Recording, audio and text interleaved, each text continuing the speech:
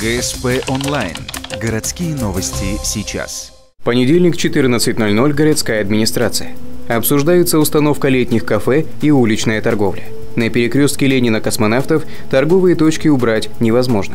По словам сотрудников администрации, единственный вариант – ярмарка выходного дня.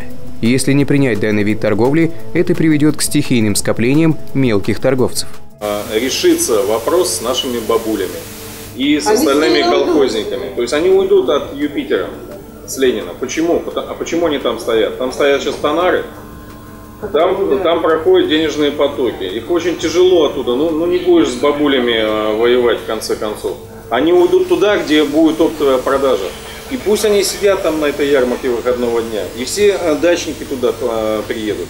Запрета на введение торговли овощей и фруктов вдоль улиц с оживленным движением нет.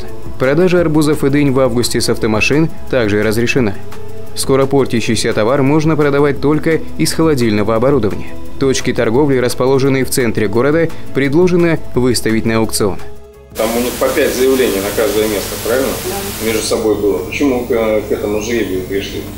Я хочу туда, он хочет туда, еще кто-то хочет. 12 точек на весь город контролировать, я считаю, что это Предприниматель, выигравший тендер, будет нести полную ответственность за соблюдение санитарных норм. Этот вопрос стоит остро. Впереди установка летних кафе. Основная проблема – биотуалет. Он должен располагаться не менее чем в 50 метрах от жилого дома. Посетители так называемых палаток не всегда соблюдают нормы гигиены. Вопрос уличной торговли и установки летних кафе остается открытым. Следующее заседание назначено на конец недели.